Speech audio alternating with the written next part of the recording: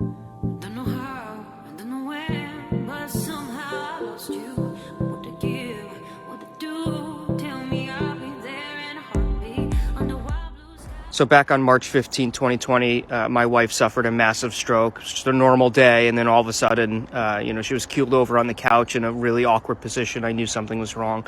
So she got to the hospital. It was a stroke.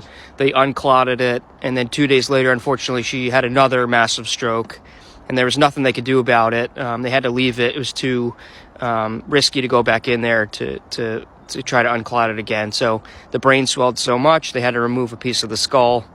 Let the brain swell out. And the reason why this all happened was because of the type of cancer that she had, ovarian cancer. So she had a full hysterectomy. They feel like they got everything, but the strokes did damage to her brain, and she lost mobility on her whole left side. So we're just doing rehab. She finished chemo, and we're hoping for the best.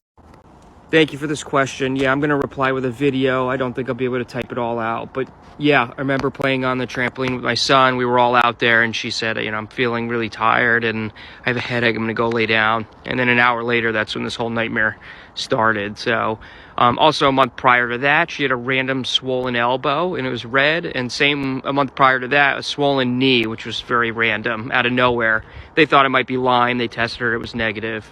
But also, we were talking about it. Her period leading up to this was very clotty, very thick. It was really abnormal.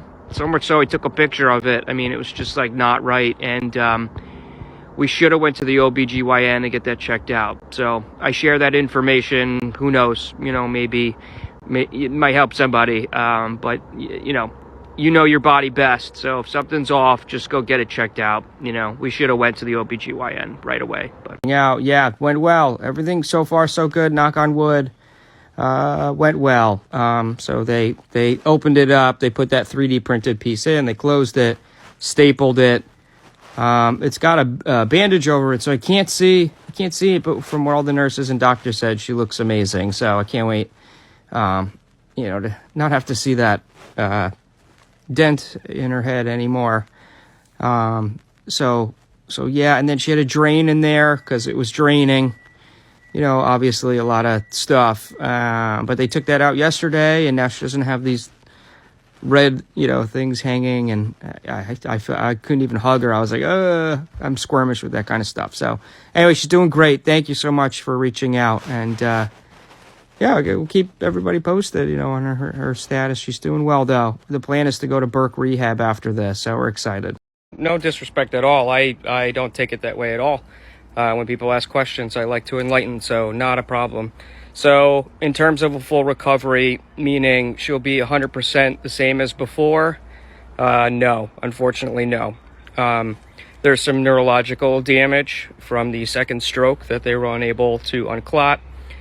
She still doesn't have mobility in her left side. I mean, she's able to walk unassisted.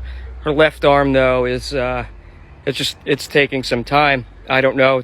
We don't have a magic 8 ball to see what's going to happen, but we're hopeful. We're going to keep going.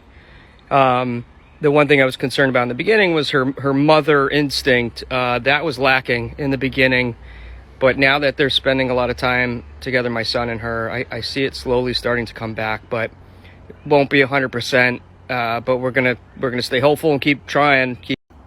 This is a tough question. So we were actually just planning to have our second child when all this happened. Thankfully, she wasn't pregnant during this whole incident.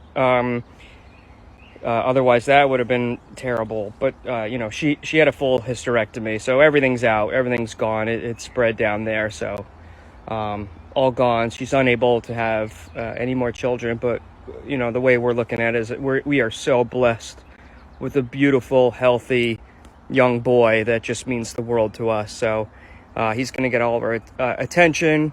I'm taking care of her, my dog, my son right now.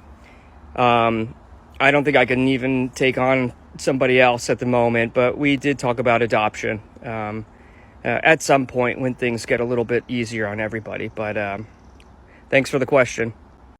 So great question. Yes, it did in the beginning.